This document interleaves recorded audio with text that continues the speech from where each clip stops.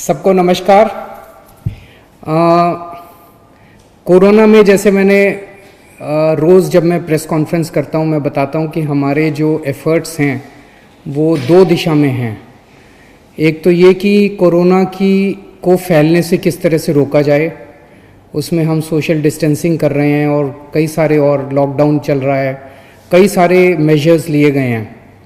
और दूसरा हम लोगों के एफ़र्ट्स हैं कि किस तरह से कोरोना से होने वाली मौतों को रोका जाए, कम किया जाए।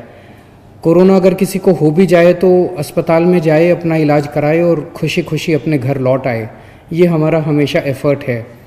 तो कुछ दिन पहले मैंने आपको बताया था, लगभग 10 दिन पहले, पिछले हफ्ते मंगलवार को हम लोगों को केंद्र सरकार से परमिशन मिली थी कि हम कोरोना के जो सबसे सीरियस मरीज हैं, काफ़ी सीरियस मरीज हैं, उन लोगों के ऊपर हम प्लाज्मा थेरेपी ट्राई करके देख सकते हैं कि उन पे क्या असर पड़ता है। प्लाज्मा थेरेपी क्या है मैंने पहले भी आपको एक्सप्लेन किया था, आज फिर से मैं एक्सप्लेन कर देता हूँ कि जो पेशेंट ठीक हो जाते हैं, उनको कोरोना हुआ, अस्पताल में एडमिट हुए, उसके बाद वो ठीक होकर घर चले गए, ऐसे मरीजों के खून के अंदर एंटीबॉडीज़ बनती हैं जो उन्हें कोरोना से बचाती हैं। तो अगर ठीक हुए पेशेंट के खून से प्लाज्मा निकाला जाए, वो एंटीबॉडीज़ निकाली जाएं और जो बीमार पेशेंट है उसमें डाल दी जाएं, तो वो बीमार पेशेंट भी ठीक हो जाता है। इसे हम प्लाज्मा थेरेपी कहते हैं। तो ये प्लाज्मा थेरेपी लिमिटेड बेसिस पे छोटा ट्रायल करने की हमें परमिशन मिली थी कि एलएनजेपी अस्पताल, केवल एलएनजेपी के लिए हमें परमिशन मिली थी कि एलएनजेपी अस्पताल के जो सीरियस मरीज हैं उनके ऊपर ये ट्रायल करके देखा जा सकता है। हमने पिछले कुछ दिनों के अंदर 4 मरीजों पे ट्रायल करके, एलएनजेपी के 4 मरीजों पे ट्रायल करके देखा। उसके अभी तक के नतीजे उत्साहवर्धक हैं, अच्छे हैं। और हमारे साथ डॉक्टर सरीन हैं आज, जो कि ILBS हमारा जो दिल्ली सरकार का हॉस्पिटल है उसके हेड हैं और इस पूरी प्रक्रिया को यही मॉनिटर कर रहे हैं और यही संचालित कर रहे हैं। अब इसका अभी तक का क्या रिजल्ट रहा मैं डॉक्टर सरीन से कहूँगा कि वो आप सबको बताएंगे। Thank you sir. दिल्ली सरकार में ILBS एक ऑटोनॉमस सोसाइटी की तरह है, जहाँ पे हम लोगों का एक बहुत अच्छा ब्लड बैंक है। डॉक्टर मीनू वाजपेयी मेरी कलीग, वो इस प्रोजेक्ट की प्लाज्माफेरेसिस की प्रिंसिपल इन्वेस्टिगेटर हैं और उनके साथ में जो दूसरे हमारे कलीग हैं जो मौलाना आज़ाद में हैं, डॉक्टर सुरेश, डायरेक्टर प्रोफेसर और बहुत सीनियर फिजिशियन। तो हम सब ने मिलकर एक इनिशियल प्लानिंग करी थी और उस प्लानिंग में ये था कि उस समय तक प्लाज्मा थेरेपी सिर्फ पुराने सार्स के मरीज़ों के लिए या किसी और समय, वैसे तो 1901 में डिप्थीरिया के लिए भी ये यूज़ हुई थी, पुरानी थेरेपी है। तो हमें लगा कि चूंकि और कोई वायरस की दवाई नहीं है या हमारे पास ऐसी दवाई नहीं है कि वायरस शरीर में एंटर हो तो उससे हम आगे बढ़ने से रोक सकें, तो एक ही थेरेपी थी कि वायरस को कैसे न्यूट्रलाइज करें या उसके साइड इफ़ेक्ट्स कैसे कम करें। मैं सिर्फ सिंपल भाषा में समझाऊंगा कि इसके 3 फेजेस होते हैं बीमारी के। पहला फेज़ है जिसे हम वायरस फेज़ कहते हैं, जिसमें वायरस शरीर के अंदर आता है, वायरस बढ़ता जाता है, कभी यहाँ जाता है कभी कहाँ।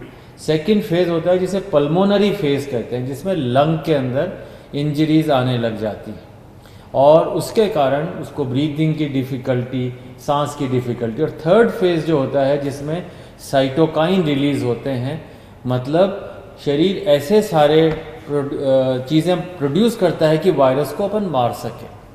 तो अगर वो थर्ड स्टेज में मरीज़ आता है तो उसके ऑर्गन फेलियर की स्टेज हो जाती है, वो लेट स्टेज हो जाती है। सेकेंड स्टेज में मरीज़ आता है जिसमें लंग के अंदर इन्फेक्शन है पर बाकी ऑर्गन्स चल रहे हैं। उस थेरेपी के अंदर, उस स्टेज के अंदर अगर अपन प्लाज्मा दें तो हम वायरस को भी कम कर सकते हैं और हम ऑर्गन फेलियर्स को बचा सकते हैं। फर्स्ट स्टेज में पकड़ में ही नहीं आता, उस समय तो जैसा CM साहब ने कहा हमें सिर्फ प्रिवेंशन और अर्ली डिटेक्शन पे है। तो हमें अगर मरीज 7 से 15 दिन के बीच में आए जिसको ब्रीदिंग की डिफ़िकल्टी है या सांस की है, तो ऐसे व्यक्ति में जिसमें बाकी ऑर्गन फेल नहीं हो उस समय तक, तो ऐसे व्यक्ति में प्लाज्मा थेरेपी का रोल हो सकता है। हाँ, अभी शुरू में जो हमने मरीज़ किए हैं, बहुत सारे मरीज़ स्क्रीन किए, और शुरू में डॉक्टर्स का ये काम होता है do no harm. Hippocratic oath यही है कि आप भले ही सोचें कि अच्छा हो रहा है पर बुरा ना करें। इस विचार से शुरू में हम लोगों ने ट्रायल बहुत केयरफुली सोच के शुरू करी, और मुझे बहुत खुशी है कि शुरू में 4 मरीज़ में हम लोगों ने अभी उत्साहवर्धक फल देखे हैं। और हाँ, आज उम्मीद है कि 2 या 3 मरीज़ और हमारे जो हैं, जो कि सिक हैं LNH हॉस्पिटल में, उनको हम लोग उनके टेस्टिंग रात 1:30 बजे सैंपल आए, अभी मुझे लगता है कि 12 बजे तक उनका वायरस टेस्ट हो जाएगा, और उनके लिए ब्लड भी तैयार है, प्लाज्मा भी तैयार है, और हो सकता है आज हम उन लोगों को थेरेपी दे सकें। और इस थेरेपी के बेनिफिट्स काफ़ी हैं। अगर आपने उसको दिया तो वो 3rd स्टेज, जिसे हम साइटोकाइन स्टॉर्म कहते हैं, उस स्टेज पे मरीज़ ना जाए जिसमें ऑर्गन फेल हो और लंग के इन्फेक्शन जल्दी से करेक्ट हो जाएं। ये एक हमारा मेन एम है, और ऐसे थेरेपी और अभी कोई है नहीं। हमें लगता है कि शुरू के अगर जैसे मान लीजिए 10 मरीज़ हमें 20 मरीज़ कर रहे हैं, मुझे लगता है कि हमारे मरीज़ ये 10 से 15 दिन में कंप्लीट हो जाएंगे, और आपकी दुआएं रहीं, मरीज़ों की दुआएं रहीं, तो हो सकता है कि हम एक लीड ले सकते हैं, बता सकते हैं कि हाँ ये थेरेपी अच्छी है। पर इसमें कई दिक्कतें भी हैं, जैसे जिन लोगों को अपना कोरोना कभी हुआ, रिकवर हो गए, अभी वो क्वारंटाइन में हैं, घर पे हैं, अगर वो लोग ब्लड देंगे तभी तो हमें एंटीबॉडी मिलेंगी, नहीं तो कहाँ से मिलेंगी।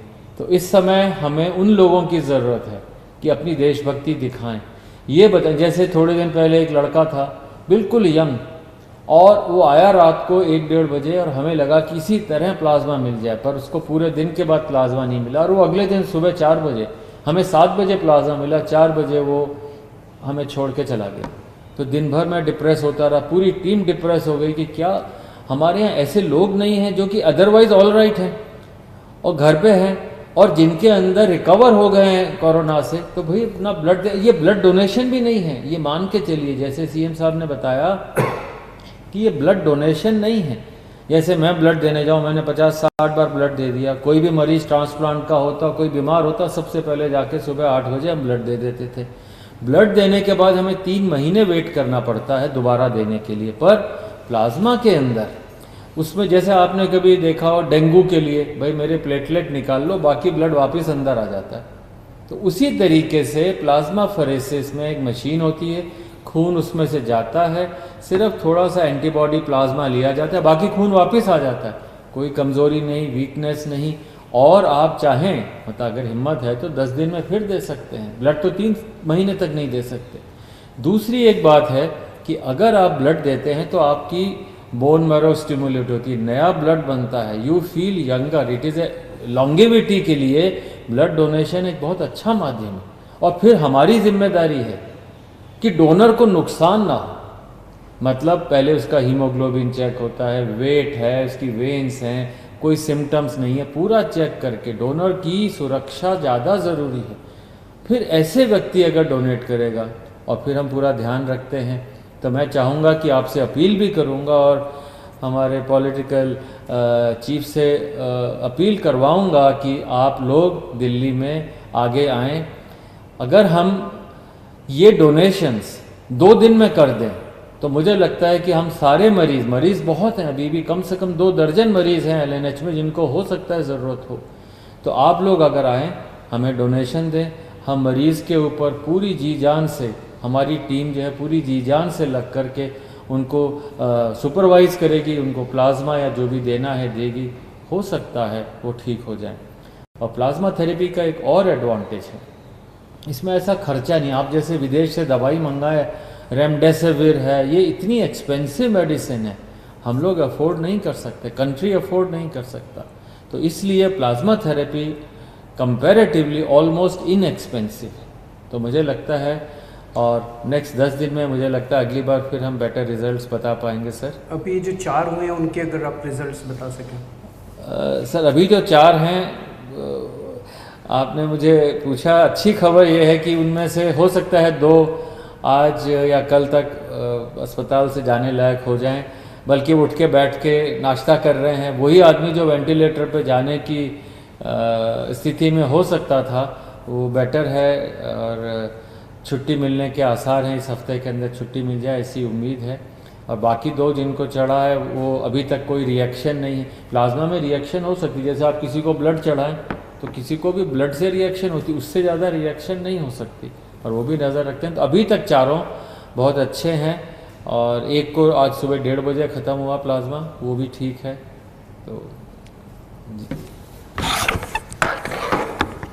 तो अभी मेरे पास जो अस्पताल से डिटेल्स हैं, 4 जो मरीज थे उसमें से 2 मरीजों को मंगलवार को प्लाज्मा दिया गया था। तो आज 3 दिन हो गए उन्हें प्लाज्मा दिए हुए। वो दोनों आईसीयू में थे, और मुझे एलएनजेपी के मेडिकल डायरेक्टर जो हैं उन्होंने बताया है कि शायद आज उनको आईसीयू से निकाल के वार्ड में शिफ्ट कर दिया जाएगा। पहले उनकी तबीयत बहुत ज़्यादा ख़राब थी। टेक्निकल टर्म्स में अगर हम देखें तो पहले पेशेंट का रेस्पिरेटरी रेट, यानी कि सांस लेने का रेट 30 था, 15 होना चाहिए, 30 था। 30 बहुत ज़्यादा माना जाता है। ऑक्सीजन सेचुरेशन लेवल उनका 85% था, ये 95% होना चाहिए। ये भी बताते हैं बहुत सीरियस होता है। तो ये दोनों चीज़ें बहुत सीरियस थी। प्लाज्मा देने के बाद अब उनका रेस्पिरेटरी रेट 20 हो गया है और ऑक्सीजन सेचुरेशन 98% हो गया है। इसी तरह का इम्प्रूवमेंट चारों मरीजों में देखने को मिला है, जिसमें उनका रेस्पिरेटरी रेट और ऑक्सीजन सेचुरेशन लेवल इम्प्रूव हो गया है। तो मंगलवार को जो 2 पेशेंट्स आईसीयू में थे और काफ़ी सीरियस हालत में थे, आज उन्हें शायद आईसीयू से छुट्टी मिल जाएगी। और जो 2 पेशेंट्स हैं बाकी, उनको कल दिया गया है प्लाज्मा, और अभी 24 घंटे में ही उन्होंने काफ़ी अच्छे रिजल्ट्स दिखाए हैं, और उम्मीद है कि ये भी काफ़ी अच्छे रिकवर होंगे। आज 2 या 3 और पेशेंट्स को दिया जाएगा। और इसके अलावा एक कोई प्राइवेट हॉस्पिटल है जिसने भी प्लाज्मा थेरेपी की है, और उनका पेशेंट जो है वो बहुत सीरियस हालत में था, उसको अस्पताल से ही छुट्टी मिल गई है। आईसीयू से भी छुट्टी मिल गई, अस्पताल से भी छुट्टी मिल रही है शायद आज। तो वो उसका भी अच्छा नतीजा आया है। तो जैसे मैंने कहा, अभी तक हमारे को लिमिटेड ट्रायल्स के परमिशन केंद्र सरकार से मिली थी। केंद्र सरकार ने हमें ये परमिशन दी थी कि आप केवल एलएनजेपी के सीरियस पेशेंट्स के ऊपर प्लाज्मा थेरेपी ट्राई करिए और हमें नतीजे बताइए, फिर हम आपको बाकी दिल्ली की परमिशन देंगे। तो अगले 2-3 दिन और हम ट्रायल्स करेंगे, और उसके बाद नेक्स्ट वीक हम लोग केंद्र सरकार को पूरे दिल्ली के सीरियस कोरोना के पेशेंट्स को प्लाज्मा थेरेपी देने के लिए अप्लाई करेंगे कि पूरे दिल्ली के सीरियस पेशेंट्स को प्लाज्मा थेरेपी देने की हमें इजाज़त दी जाए। मुझे उम्मीद है कि वो भी इजाज़त हमें जल्दी मिल जाएगी। तो उसके बाद दिल्ली के किसी भी अस्पताल के अंदर कोई भी कोरोना का अगर सीरियस पेशेंट है, उसको हम ट्राई कर पाएंगे, उसको हम प्लाज्मा थेरेपी दे पाएंगे। फिर से मैं कह दूँ, ये इनिशियल नतीजे हैं। अभी कोई हम ये ना सोचें कि इसका कोरोना का इलाज मिल गया और ऐसा कोई। इनिशियल नतीजे हैं। इनिशियल नतीजे बहुत उत्साहवर्धक हैं। एक उम्मीद की किरण नज़र आ रही है, और मैं वैसे तो ज़िंदगी ऊपर वाले के हाथ में है, और हम हमेशा कहते हैं, सभी डॉक्टर्स भी कहते हैं कि ज़िंदगी ऊपर वाले के हाथ में है। हर डॉक्टर पूरी कोशिश करते हैं अपने मरीज को बचाने की। तो लेकिन एक ये इतनी ऐसे समय में एक ये उत्साहवर्धक खबर है हम सब लोगों के लिए। जैसे डॉक्टर साहब ने कहा, इसमें सबसे अहम रोल डोनर का है, जो कोरोना से ठीक हो गया और वो आके अपना प्लाज्मा डोनेट करता है। तो जैसे डॉक्टर साहब ने, आप में से बहुत सारे लोगों ने डेंगू के लिए ब्लड दिया होगा। डेंगू के लिए जब आप ब्लड देते हैं तो आपका ब्लड नहीं लेते, इधर से नली लगाते हैं, इधर से आपका खून निकलता रहता है, खून में से प्लेटलेट्स निकल जाते हैं और वो खून आपके शरीर में वापस डाल देते हैं। तो प्लेटलेट्स निकाल के खून आपके शरीर में वापस डाल देते हैं, आपको कमजोरी भी नहीं आती। इसी तरह से ये है, यहाँ से खून लेंगे, आपका ब्लड में से प्लाज्मा निकाल देंगे और वो आपका ब्लड वापस डाल देंगे। तो आपको किसी तरह की चिंता करने की ज़रूरत नहीं है। हमारी जितने लोग अभी ठीक होके गए हैं, उन सब लोगों से हाथ जोड़ के निवेदन है कि आप अब दूसरे लोगों की जान बचा सकते हैं। तो एक एक व्यक्ति जो ठीक होके गया है, उसकी जिम्मेदारी बनती है कि वो दूसरों के काम आए। और जब मैं कह रहा हूँ जान बचा सकते हैं, तो आपका प्लाज्मा आपके खून से लिया हुआ प्लाज्मा केवल और केवल उन्हीं पेशेंट्स को दिया जा रहा है जो बहुत सीरियस हैं। अगर आप प्लाज्मा ना दें तो हो सकता है उनकी मौत हो जाए। तो एक्चुअली आप एक आदमी की ज़िंदगी बचाएंगे। कई बार अगर आपके शरीर में प्लाज्मा में एंटीबॉडीज़ ज़्यादा होती हैं तो एक आदमी से 2 लोगों की जान भी बच जाती है, या नॉर्मली एक आदमी से एक ही आदमी की जान बचती है, कई बार एक आदमी से 2 की जान भी बच जाती है। तो आप एक्चुअली 2 लोगों की, एक आदमी की जान बचाएंगे। जितने लोग अभी ठीक होकर गए हैं, हमारे यहाँ से आपको फ़ोन आएगा। जब आपको फ़ोन आए हम आपके लिए गाड़ी भेज देंगे, आपके आने जाने की व्यवस्था कर देंगे अस्पताल। आप प्लीज़ किसी तरह की चिंता मत करें। सभी डॉक्टर्स, जैसे सरीन साहब ने कहा कि हम आपको किसी तरह की कोई हानि नहीं होने देंगे। हानि हो ही नहीं सकती, बड़ा सिंपल सा प्रोसेस है। आप ज़रूर अपना ब्लड डोनेट कीजिए, प्लाज्मा डोनेट कीजिए, ताकि हम दूसरे लोगों की जान बचा पाएँ।